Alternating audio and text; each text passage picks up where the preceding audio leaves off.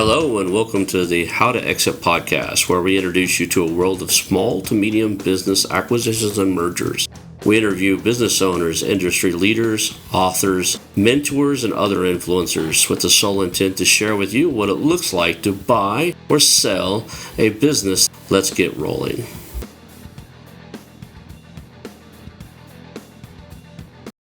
And now a moment for our sponsors. I want to highly recommend you get Acquisition Aficionado magazine. Every month, Acquisition Aficionado magazine brings you tactics for business buying and selling you won't find anywhere else. Learn firsthand from industry leaders who share their success stories, featuring in-depth interviews and stories from leading figures in the business acquisition industry. This multi-platform mobile magazine speaks to acquisition entrepreneurs wherever they are in the journey. And I want you to visit acquisitionaficionado.com today. Hey, welcome back. And we're here today with Steve Baker, the Vice President of the Great Game of Business. Thank you for being on the show today, Steve. Ron, it is a pleasure. I'm so glad to be here. All right. The book's been around since 1983. I did a little intro earlier. So Steve wasn't on when I did the intro because I thought I might mess it up. I'm going to catch him up but I didn't know about it until about 6 or 7 months ago. I was on a podcast and somebody says, "Have you read The Great Game of Business?" It's like, I love to read. I read a bunch of books. I was just noticing even in my audiobooks, I think I have 170 audiobooks in my library, right? It's been doing it for a little while. And so I went through it. I was like, man, this is totally different. Why didn't they teach this in MBA or whatever? So let's just jump in with your origin story. Kind of how did you get started? How did you end up with The Great Game of Business, guys? And let's just go from there. Yeah, great question, because rarely do people want to hear that, right? Because I wasn't meant to be with the Great Game of Business or with SRC Holdings at all. That's not in the universe's plan, I don't think. I went to art school, Ron, and now I speak, write, and teach business internationally. What the hell? So I am living proof that anyone can learn business. I went to art school, man. I moved to Springfield, Missouri to go learn how to be a graphic designer. This is back in the 80s when Jack Stack and his group was starting out. And what I learned was when you leave school with an art degree and you're good with people, you get a job in sales. that's what happened. And I took jobs for survival. I met my wife, JoAnn. We talked about her before the show. Met her in college, and boy, now I got to get a job. I got to pay some bills. And oh my gosh, now we want to buy a house. And oh my God, now she's pregnant. There's all these things. And so I'm constantly taking jobs because I need the money. And what's weird is I'm a very creative guy. I'm a problem solver. I'm intelligent, all the stuff. And I had a good upbringing. My dad was an entrepreneur. The thing was, is I took jobs and I tried to help my bosses achieve their goals. I never had any access to any real information. When I needed money, I would go to the boss and say, "Hey, JoAnn's pregnant again." They're like, "Congratulations." I go, "I need more money. How do I get it?" They go, "Well, sell more." And Ron, in Springfield, Missouri, remember, I'm traveling all over North America, coast to coast, top to bottom, and it is about sell, sell, sell stuff nobody needs. You with me? So what kind of stuff were you selling? It was consumer goods, anything from woodenware, giftware. I was in Bath and Body. In fact, Ron, you might even add this to your podcast. You are talking to the king of fragrant bath salts. That is correct. An origin story. Most people don't hear this, but so it speaks right to where we're coming from. I was working for this great little bath and body manufacturing company. I had opened up Bloomingdale's, Williams Sonoma. I'm talking about all the big retailers. And that's hard to do. That takes time. And I was using my creative background, right? I'd go to market, see what was cool, bring it back, design a new package, new fragrances, all that sort of thing. And then we'd take it back and we'd sell it. Well, when we got pregnant with my youngest, Jackson, and this has got to be 22 years ago, I go to the boss and I go, "Hey, we're at it again. I need a raise. How do I get more money?" They go, "Sell more." Instead of getting on a plane, I said, if I'm going to sell, I'm going to sell big. I got in my company vehicle. I drove to Bentonville, Arkansas. And you know who lives in Bentonville, Arkansas? Sam Walton and Walmart, That's right? Correct. And who's the worst possible commercial partner you can think of for a small business? Sam Walton, Walmart. They'll drive you into the dirt. Yeah. So one Christmas season, we shipped the largest shipment of fragrant bath salts to Sam's Club. You may even own some. I don't know. And that was a long time ago, good company and everything else. But I'm telling you, we didn't make any money on it. And I had no idea. I thought I crushed it. Years later, I went back and had dinner with the owner. This is years after I left. And she said, "Now, Steve, you realize you got a bonus? I had a second out on my house Mhm. for the materials for that." I'm like, "You got to be kidding me." And I swore to God and everyone else, like, I will never let that happen again. Started my own thing doing marketing and branding because I was blending my business, what I thought was business acumen, and my creativeness. And that's what I was really good at. And pitched SRC and specifically the Great Game because they're here in Springfield. And I had spent my life everywhere else. And Rich Armstrong at the time, who was running it, and my co-author of Get in the Game, which is the cookbook for Jack's original Great Game of Business book, he goes, "I don't need a consultant. What I really need is someone inside." And that's how I joined 17 years ago. And dude, it is alarming how much you can learn very, very quickly about business when you have access and someone with the patience enough to teach you. It's awesome. The concept behind the great game of business is it's open books, right? It's open financials, which your books actually is needed. So the funny thing is I listened to the first book. I didn't read it. I travel and I live in a tiny home. So trying to accumulate less physical books here by their wife's request. So I listened to the audio book version of the Great Game of Business. And one of the things like it was left open for me is like, okay, how do I teach everybody else how to read financials? Because I have a master's degree. Even my undergrad, I had some accounting classes because it's a management information systems degree. And then my MBA is in marketing, right? And so I had to take those classes. I actually, my master's degree, I started down the path of technical management and decided I was like just not doing that anymore. Like you, I did whatever would pay me, and I was really good with computers. I kind of hated them from day one, but I got into tech because I was really good with them. When I finally got to the age where I was like, okay, I either need to learn how to play golf or go get a master's degree if I want to be a VP. I kept getting the senior director titles at companies. I went and got an MBA, and about right before I got to the capstone courses where you're like your major, I finished all my bases. Like I'm just not doing technical management. Where I'm gonna find something else.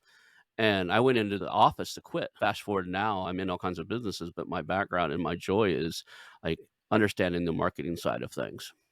So you started that by saying open books, and the Great Game. Just to clarify what it's all about, is we're known as the birthplace of open book management, and it infers that if you throw your financials on the conference room table, someone's going to give a crap, and they won't.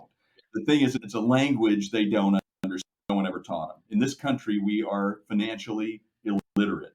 And so, really, what the Great Game is, it's less about opening the books and really more about teaching people that it's hard to make money. It's hard to generate cash. What do we do here to do those two things? Because that's the objective of any organization. We've got to make money and generate cash. I want to connect people with direct line of sight to how they help us do those two things and ask them to help and give them a stake in the outcome. So, Great Game is a way to take the numbers and demystify them, right? To knock business off its magical pedestal and just make it accessible to people in a way. That's why Jack Stack, our founder and author of the original book, The Great Game, it was really about how do I get a bunch of mechanics and machinists and guys turning wrenches in Springfield, Missouri to help me make the bank loan payment because they were leveraged 89 to 1. That's what we probably heard in the book. I mean, come on, buying a dying division of International Harvester in the 80s, not a smart move at all. But Jack couldn't understand why he had 119 people who were the best in the world at remanufacturing and they were facing a layoff. He couldn't understand it. So he went out, started talking to banks, and the banks taught him one thing: we don't care about the quality of your engines. We don't care about the services you provide. The company is the product.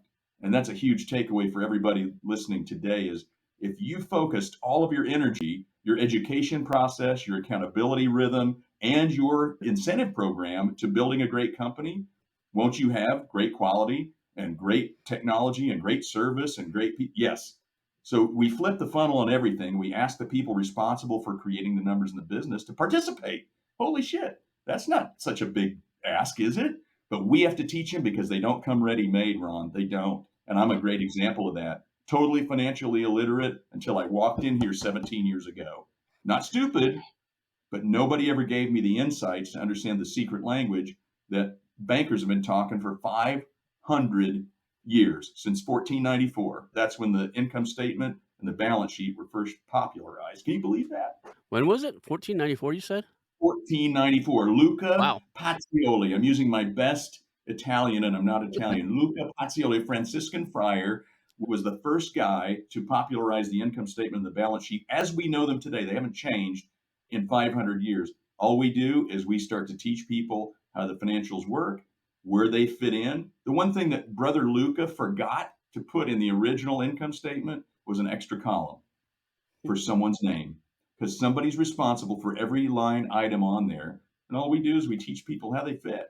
It's phenomenally simple. I'm not saying it's easy, because you do have to keep it up, and it does take courage for an entrepreneur to go, wait a minute, I'm not really comfortable with these things at all. So it just like, it's not about making them accountants. It's about helping them understand how can we move money that comes in on the top line to steward it right down to the bottom line and share a piece of the action. It's interesting as I had the same resistance when I listened to it. It's like, to this day, having owned all the businesses I've owned, owning the ones I own now, having started and failed at many, many startups, the one thing I still don't know is accounting. If left to my own devices, I'll be in so much trouble on the accounting side. So I still bring in accountants. So how do you go about doing that? Is there a process? I guess that's what the book I haven't read yet, the one you've done, it's kind of starts teaching you how to teach that. Yeah. So the original book was sort of like where it came from and what it's all about. And it's been around. I mean, Yeah. SRC has been around for 40 years. The book's been around for 30. Rich Armstrong and I wrote the cookbook, Get in the Game, and it's 10 steps. So your question is, how do you teach this stuff? Simply, we start out really simple. We first of all ask people, how much money do you think we make? And they usually come back, according to the research in the US, the average employee thinks you make 36 cents on the dollar at a minimum. And usually it's higher than that. Depending on the business, people will go up to like 75, 80 cents on the dollar. Well, in reality, the average company makes 6.5 cents. That's across 212 industries.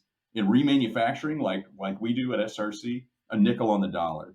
So we actually Ouch. go through, no, it's crazy. Why do you get up in the morning, Ron? I mean, that's what people will say to you.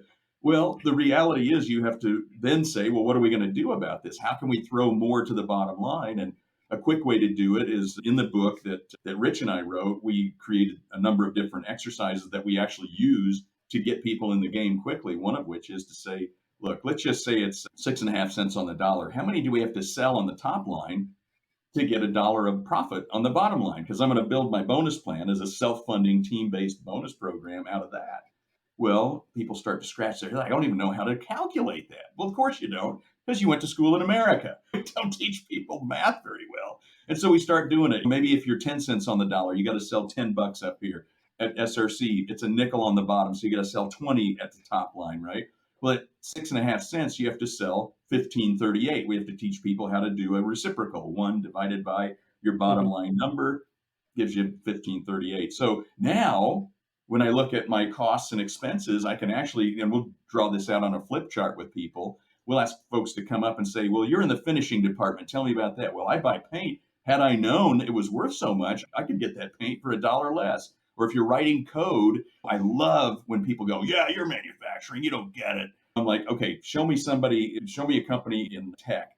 And they'll go, yeah, here's my guys. And I'll get the tech guys and I'll go, guys, how much do you love rewriting lines of code? And they're like, we hate rework. Ah. And then I go, look, it's worth 4 to 7 times the original work. I know it's driving me crazy, but I'm being pressed. And I'm like, okay, we're going to slow down to speed up. What is that worth? Well, the thing is, when you put that extra line out there and give line item ownership and you give a developer billable hours or something like that for their particular spot, they're so proud of it. They start to own it and they start to really become a good steward. It's powerful stuff, Ron. So the bottom line is a guy that yesterday thought it didn't matter what shrink wrap cost. Today is like the shrink wrap police because they own it, man. It's so cool. And it's not about accounting, it's about common sense financials because that's how people live at home every day. And they're very good at managing their cash flow because they're constantly going, well, to keep the cell phones on, I need to probably put off this Amazon Prime purchase, or maybe I'll pause my Netflix account. Yeah, I mean, they do it every day. But the thing is that we want to teach them more. We want to take them next level, help them understand how we understand business. We'll always need accountants. We love accountants because I don't want to have to do all that stuff. And we always have great technicians of any kind. So I want to just tap everybody's expertise, show them one common language, get them on the same page, and say, here's our critical number, the one thing that defines winning for this year. And we'll build a bonus plan around that. And that way we were all headed to the same place. Let's step in my world for a second. We buy a company. We already have, like, the last 3 years of financials, so we kinda Mm, know the historics of it because that's part of the due diligence. We probably have their last 3 years of tax returns. Probably wouldn't share those just because that was under the NDA, and it's kind of personal. Because a lot of times they have to show a lot of these businesses have to show their personal tax returns because yep. the way they're structured. But we have that information. You buy it, you go in, you sit down, and you show.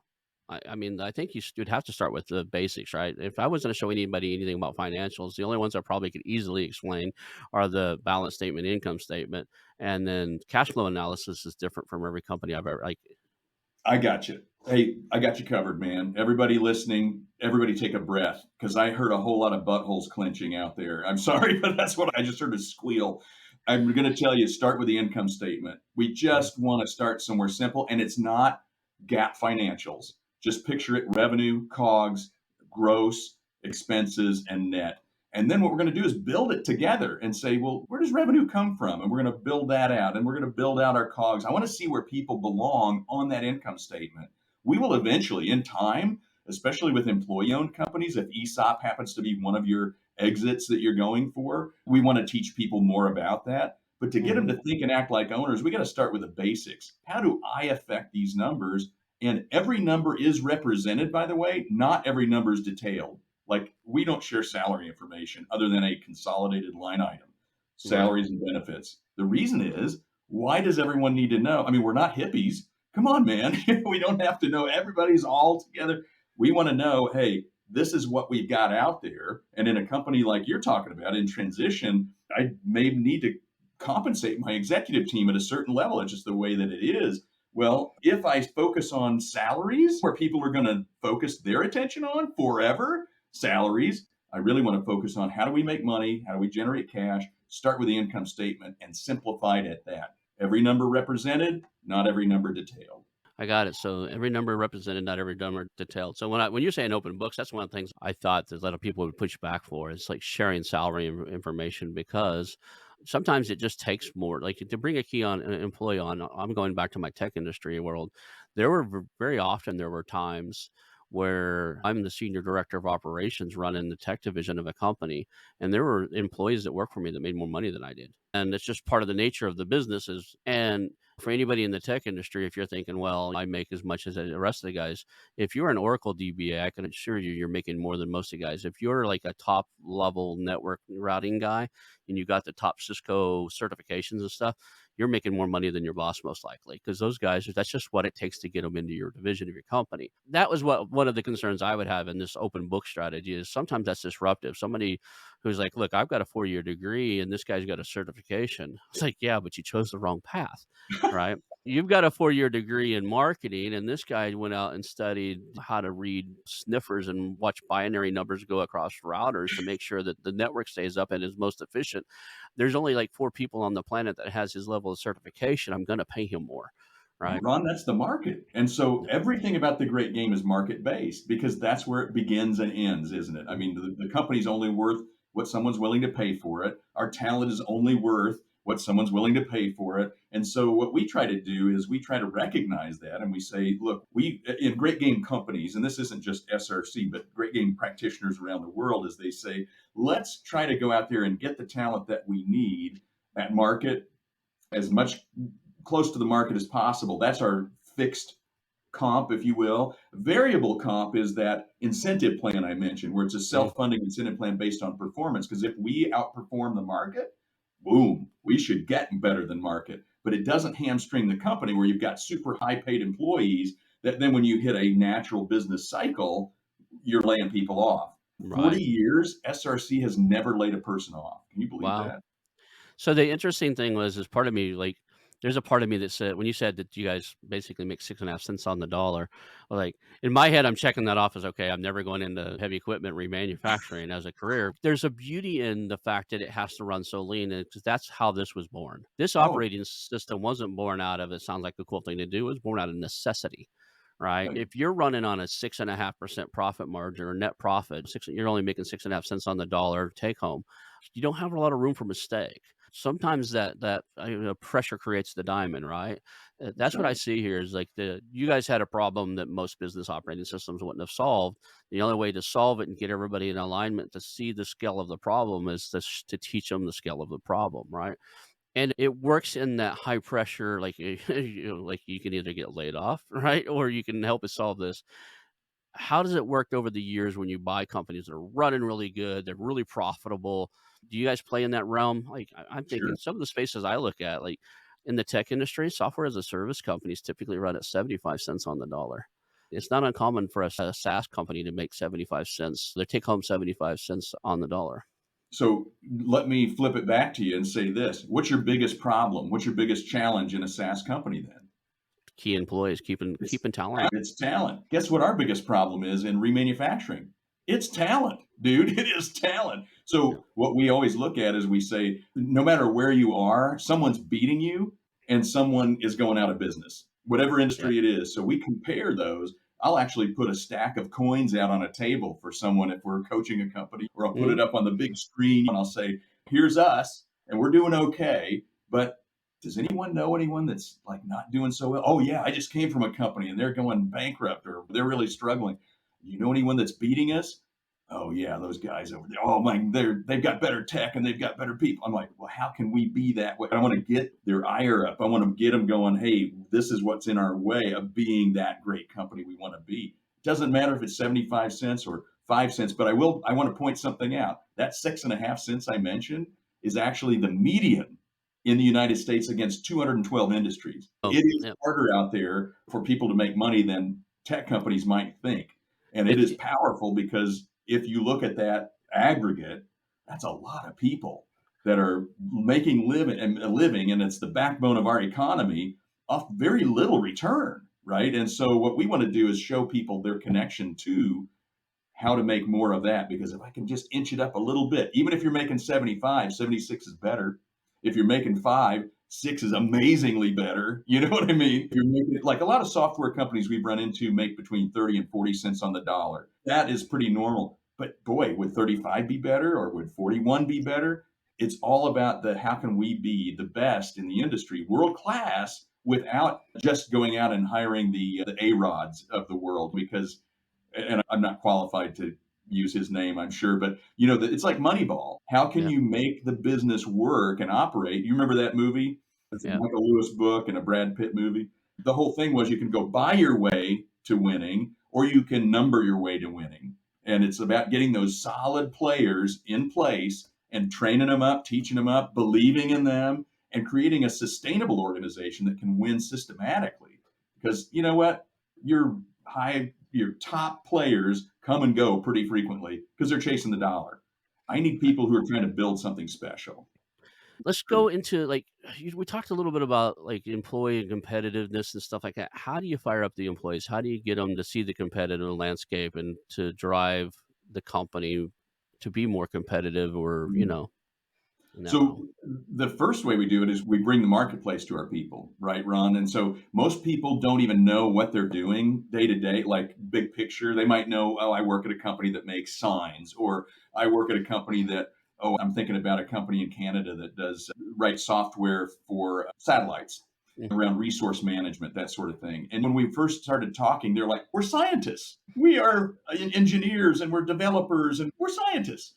I just went back to, I understand that, but who here needs to make a little more money? It's the economics of it. It's like, right. well, yeah, why are you working here and not at a university? Or why do you not have a lab or something? And the answer was always, it wasn't that I was trying to demean them. I was trying to say, we all have to make money.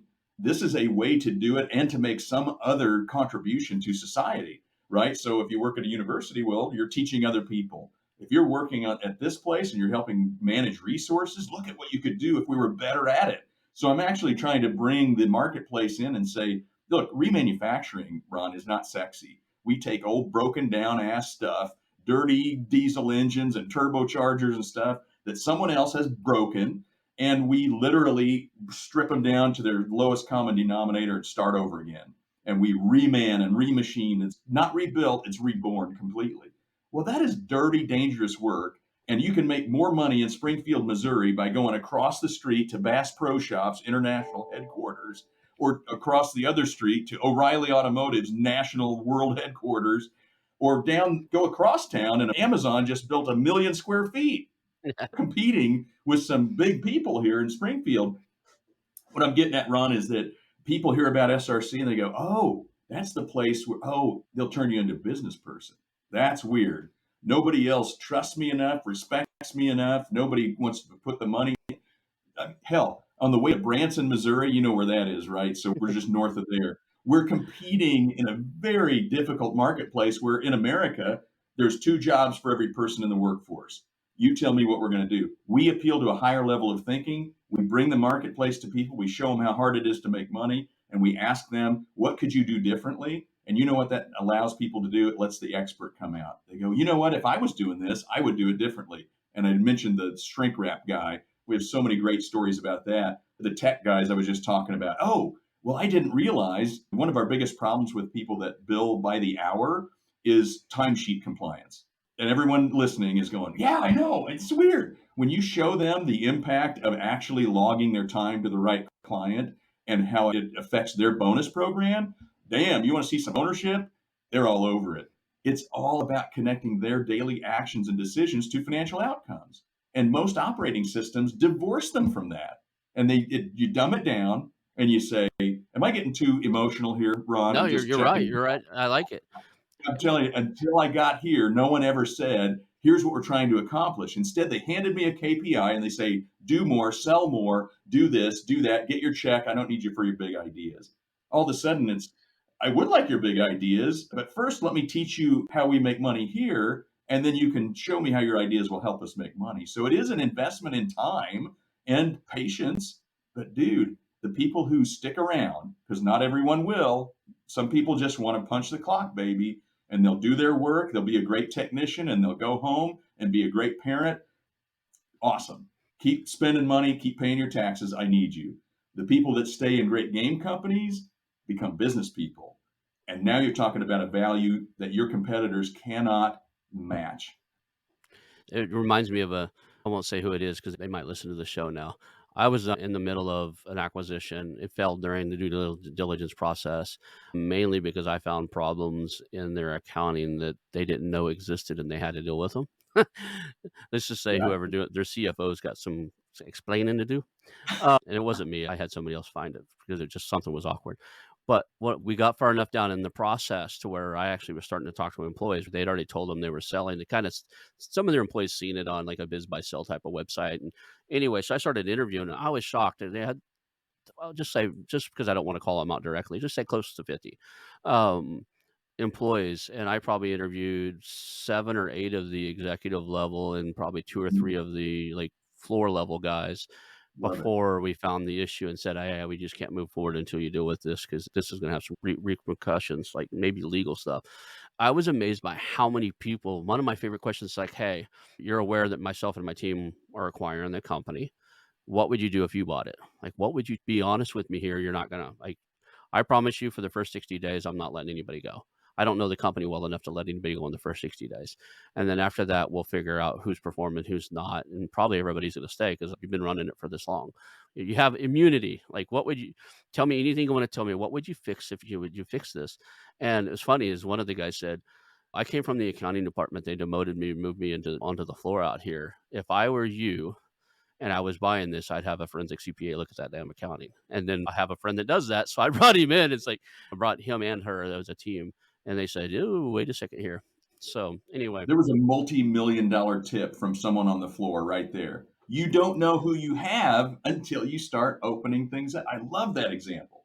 and employees always have the best, "Hey, we've been doing this thing wrong for 15 years." It's just because it's the old I used it during the Thanksgiving season. We had a ham and my sister-in-law was wanting to cook it in a pressure cooker. We have a electric pressure cooker.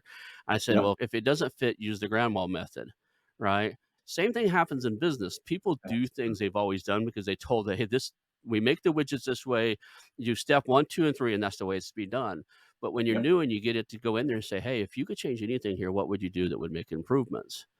I see that what you guys are doing inside of this opens that conversation up to be a continuous conversation of how do we improve? How do we improve? How do we improve?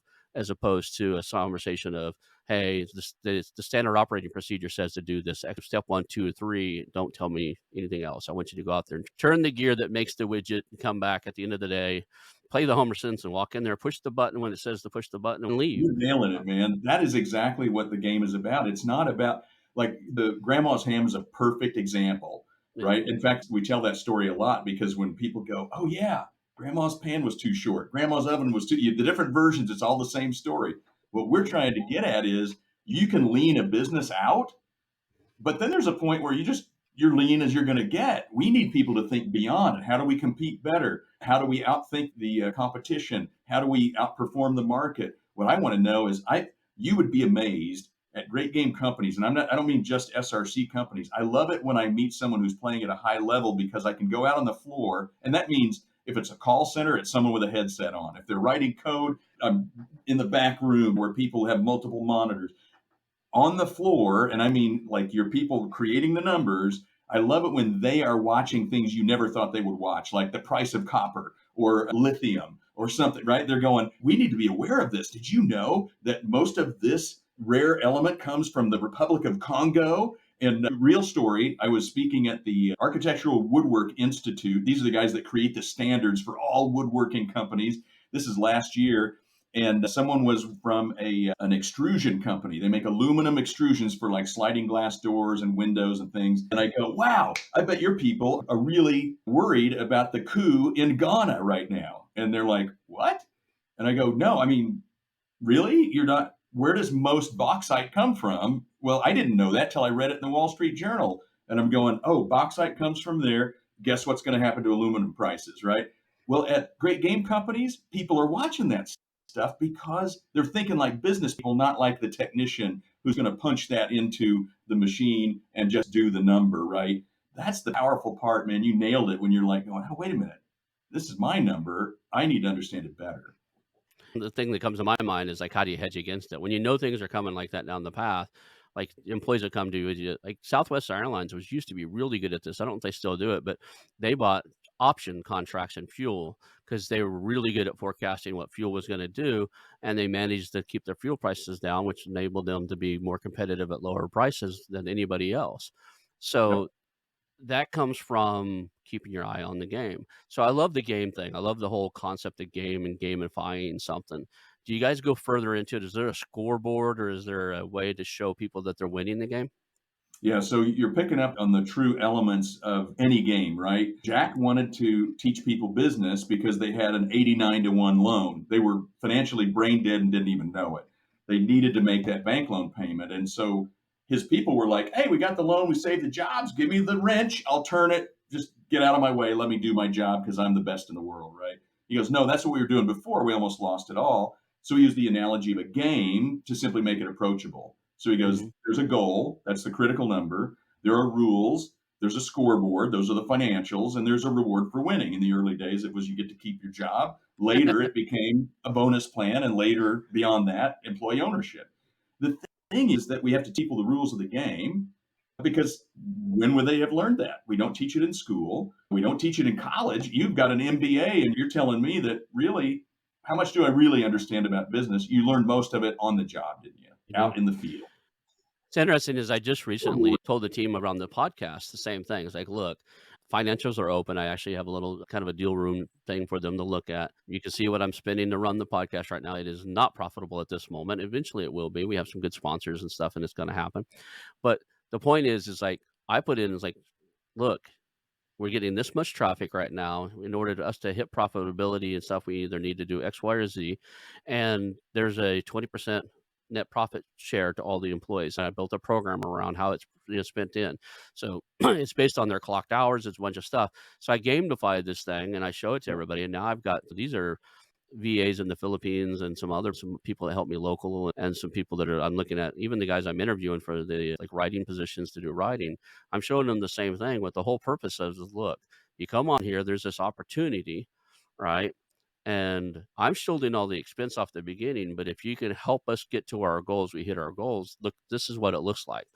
And I got that concept from your open book strategy is like, okay, let's just show what we're going for and let's make Yeah. them part of it. I had two of the VAs that helped me out. They've never met each other actually. Just realized that I just chat with them individually. But I had two of the VAs that like looked at it and just had no idea how much I spend per month to keep this thing running. How could they? How could they know? Exactly. Man, I love it. And you're doing it naturally. You're playing the game because you're saying, hey, if I'm playing a game, I'd like to have some sort of a stake in the outcome. You've made it very clear. You've documented it. And now you happen to come upon another detail that might empower them even more. Introduce them. And then they start talking. They go, what can we do differently? What is someone else doing? Do you know what? Have you ever worked with anyone that has a podcast? What are they doing? Man, I'm telling you, it's different when they have a stake in the game. They'll behave differently. Players do the same thing. I can sit on the sidelines, I can sit in the stands, but if I'm going to be on the field, I want to know who I'm fighting against. I want to know where the goal is and what I have to do to get there. So one of them works on the podcast and the other one helps me find other businesses and stuff. So they're not actually Mm, in the same realm, but gotcha. yeah, so that's the only reason they've never actually chatted. And one of them's pretty much full time and the other one comes in on projects. But it's still not a bad idea to like, hey, let's all have a monthly meeting or something or every couple of weeks let's sit together and like here are our broad goals and how do we make Right. this happen? Because they're all related. Like the podcast is around buying and selling companies, even the person is not working on the podcast, she's working on the buying and selling company sides. Well, and the thing is, if you have a podcast around mergers and acquisitions, what do you need? More stories. So you've got a new person feeding your funnel. I just love it. So in the traditional model of Mhm. business, and even like EOS, we're going to have EOS on here. We're going to interview them in a couple of days here, actually. But so I see them as a management structure, and I see you guys as really like a business operating system where they can complement each other. I don't see them as competitors per se, and I'm sure there's some overlap and there's some probably competition between the two in different realms. But in the traditional business model, the management is responsible for the financials and the goals and setting all that stuff. And then in this model, everybody gets to see insight into that and can take responsibility. Like so there's accountability and responsibility. How's that delve out differently inside of this model? Do you still have did you change the management structure? Because it looks like the management structure could change fairly easily when everybody's playing the game differently. Well, I would look at it this way. Rather than calling it an operating system, I prefer to think of it as a growth system because it does help you operate your business. But because you're engaging your people in actually creating the numbers, what happens is you find growth organically outperforms the market. It just does. We got more people thinking about it. A lot of systems focus mainly on leadership because that's where the numbers need to stay. That's where they're comfortable staying. And we just need to basically give everybody a number, meaning a KPI or Mhm. metric. We measure everything, Ron. I have never been at a place that had more measurements than SRC. As Jack says, literally, we can time study a gnat's ass, right? But the thing is, people know that that equals so many pennies or so many dollars and that sort of thing. Why do we have these KPIs is what's important. So, does the management structure change? I would say it's enhanced in the sense of we're constantly looking for ways to create more leaders. Because in a growth minded business, what are we really doing? We're looking for the next thing. And Mhm. so I think that you knew this already. Since 83, we've spun off or acquired 69 different companies since 1983, most of which have been run by former frontline people. So people that used to turn wrenches that learned business actually became our talent pool. And that is what's fascinating. The opportunity that I got was to become more than just an artist or a sales guy or a marketing dude or whatever, right? Punch the clock, do your job. I am telling you, it is fascinating. Who would have thought I'd be writing books and teaching internationally and speaking at Inc. 5000 on a regular basis? The thing is, we're challenging people every single day. Most operating systems and management systems try to keep people right where they are. And if you're constantly developing leaders, you've got to have the humility and the guts to say, wow, what if we needed to start something new? Would I have the talent that I need or do I have to go find it? It's crazy, but it does work. And it's fascinating how much more nimble you can be in economic situations that are either explosive, right? You're growing and the wheels are falling off, or constrictive, where it's like, oh my God, there's a pandemic. What do we do? It's fascinating. So you hit a very sensitive topic for most acquisitions. Most of our audience, your acquisition entrepreneurs, is finding great operators. What I read out of that is if you're running the great game of business and you're doing it well, at least in your historic, like the history of your company, you've been able to find those operators. So to define operator, in case you don't know the term, some of our terms are like really keyed into acquisition and mergers guys. So an operator is a general manager or CEO of a new Mhm. division you just bought. So the operator may not get the CEO title right off the bat if it's probably less than $5 or $6 million a year in revenue. You're not going to call him a CEO, but he'll be the GM. Right, he's running the day-to-day operations. He's responsible for the goals setting and working with you for vision and goals, and then getting them there. Yep. So, finding great operators is the number one thing that most of these guys will make the maker. If they're not buying a company to operate for their own, right? I'm old enough where I'm looking for companies that are have an operator in place that's going to stay, and or I know who's going to be the operator because I don't want to pull 60-hour weeks. I just don't. Grooming your own internally just sounds really intriguing, right? Everybody in your company understands financials. Everybody understands what it takes to run a company. Then you get to pick out the people who excel and Well, say, that's what give we're them looking for. opportunities. Yeah, Yeah. that's what we're looking for, Ron. And let me be clear that in a growth company, always adding people. So will Mhm. everyone understand all the numbers? No, because everybody's lights come on at a different time. You hired somebody last Friday. Somebody else just doesn't want to opt in. Somebody's Yeah. a tremendous technician and they've decided to stay and they'll play along with your little game, but they just want to do their thing. I need some of those people. But what I'm looking for is that one weirdo, that one Ron Skelton that's like, well, I didn't go to school for this, but he's got an entrepreneurial mind, an entrepreneur, if you will. Yes. Do we have to get talent from outside? Absolutely. We're always looking for great talent. But what we're looking for, and again, not just SRC, but in great game companies around the world, we're looking to build within because it should be the most freeing operating system ever. If we build people with an understanding of the business, they're going to help us more than hinder us. I purposely reach out quite a bit on LinkedIn to make new connections to the tune of I probably pick up 300 or 400 new connections a month at least. And so, I mean, and they're all in the small, medium businesses and they all have some interest in acquiring a company. Like I was just thinking back the last 7 or 8 days, I've been getting really good at like when somebody connects with me, I'll say, cool, what is your role currently in the small to medium business space? And when they say they're looking to acquire, most of them are like looking to acquire because that's how I'm looking for them. And they're like, "Well, I'm looking to acquire a company." "Cool, what are you doing now?" Now, I work for a big company and I'm an entrepreneur stuck at a job because I don't know what to do next. I'm looking to my next thing is I'm gonna buy one, right?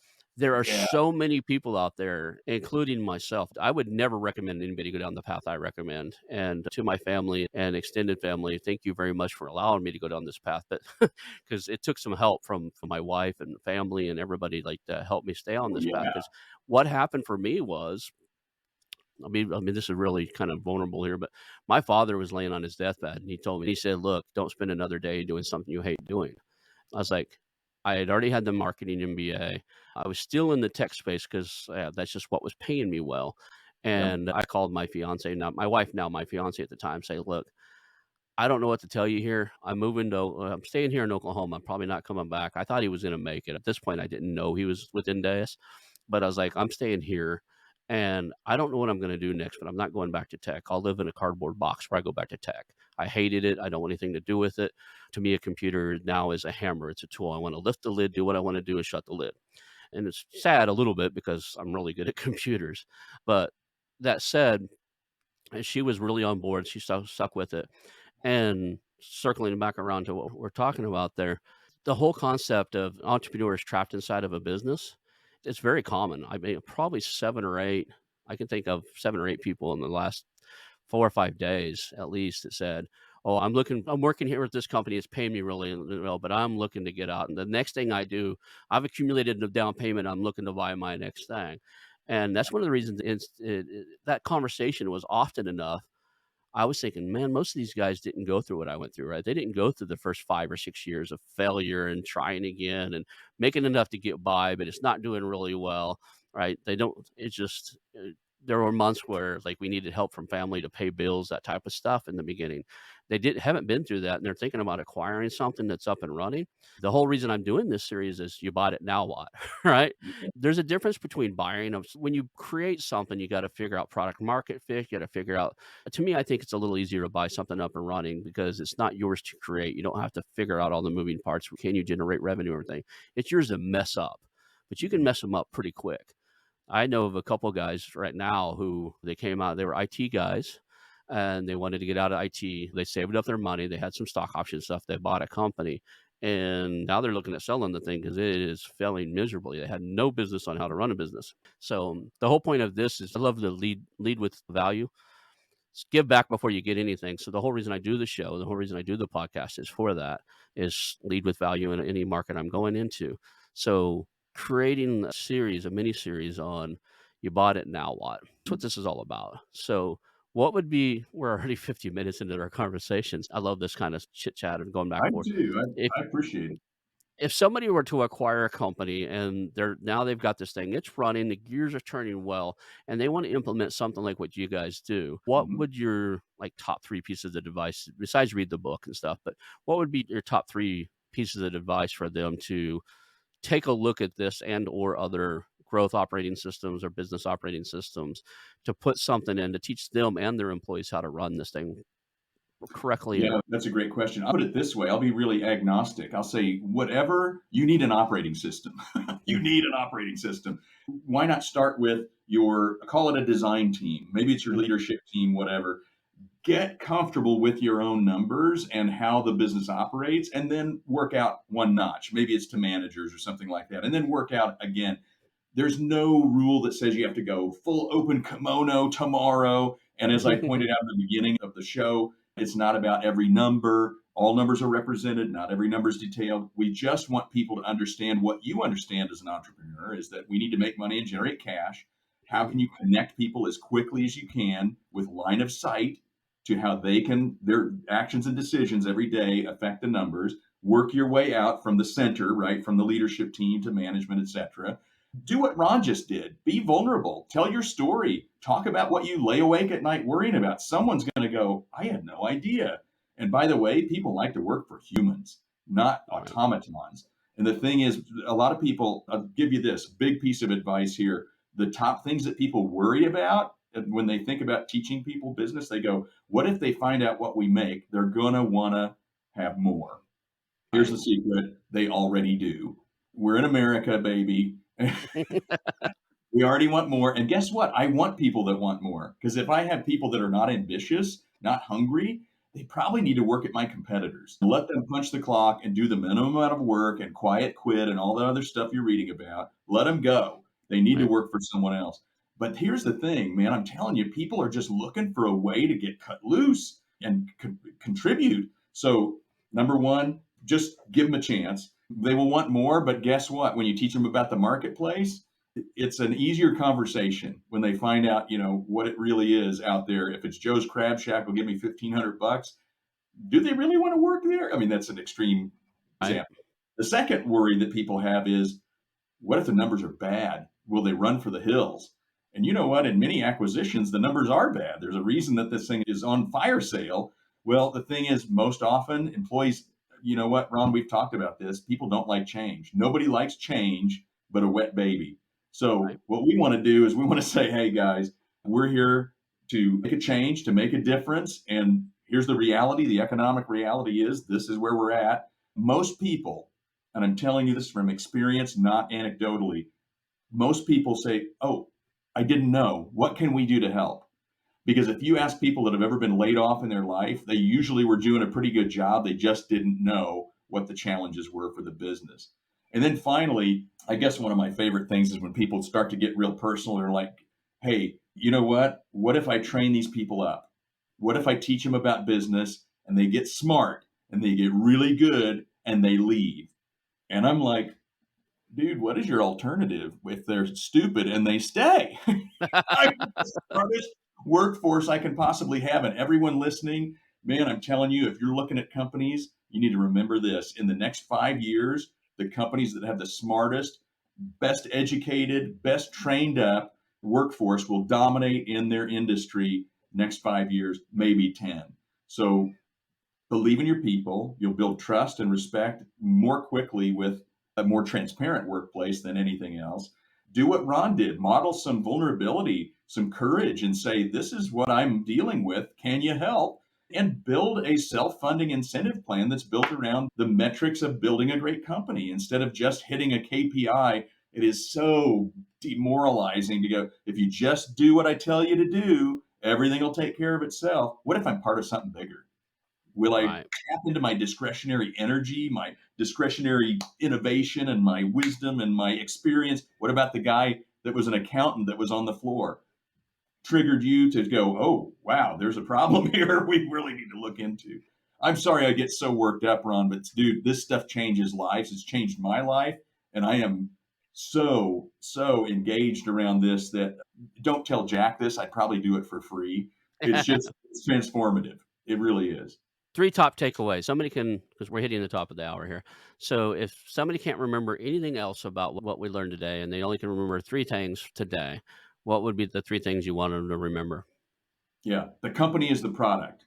So align your education program, your accountability program, and your incentive program to building a great company. If you have debt, that's probably in your way. If you have a lack of talent, that's probably in your way. If it's technology, you get the point. Build a great company. The second one would be is to build a business of business people who think and act and feel more like you do. You will be freed. The third thing is believe in people.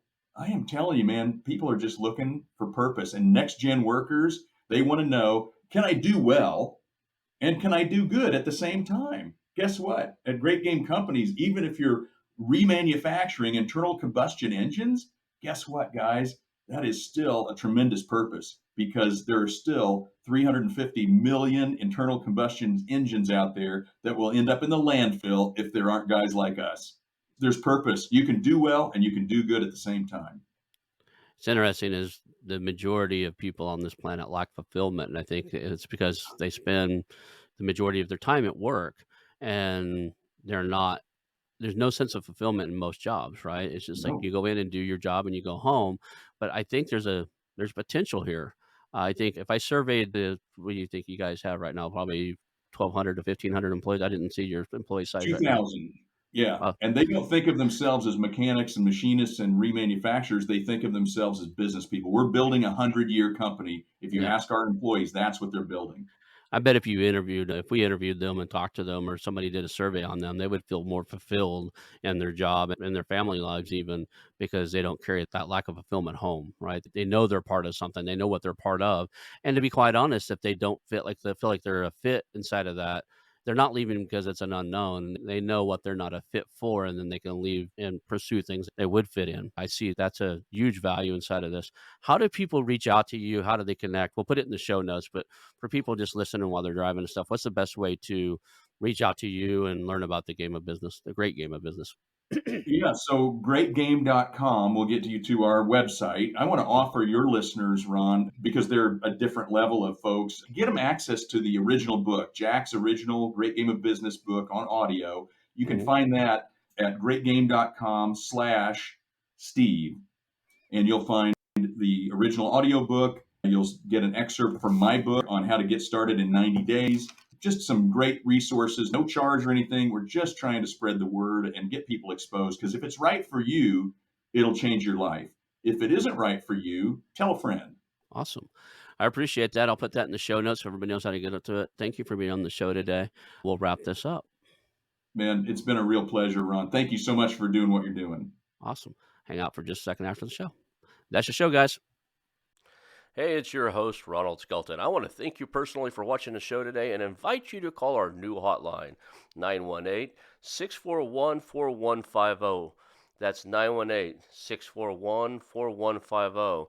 Call us and tell us about our show, ask questions, suggest a guest, or even tell me about a business you have for sale, and we'll reach back out to you. Again, that number is 918-641-4150. Call our hotline, leave us some information. Thank you. I want to announce our new channel partners, the ITX Marketplace. Since 1998, ITX has created $5 billion in value by selling more than 225 IT businesses in 20 countries. ITX works exclusively with IT-enabled businesses generating between 5 million and 30 million who are ready to be sold, and M&A decision makers who are ready to buy. For over 25 years, ITX has developed industry knowledge that helps determine whether a seller is a good fit for their buyers before making the match. ITX Mergers and Acquisition Marketplace we have partnered with has a proprietary database of 50,000 plus global buyers seeking IT service firms, managed service providers, Microsoft service providers, software as a service platforms, and channel partners with Microsoft, Oracle, ServiceNow, and the Salesforce space. If you have an IT-enabled business you're ready to sell, I want you to visit the itexchangenet.com/marketplace. How to exit. That link will be in the show notes. Visit them now.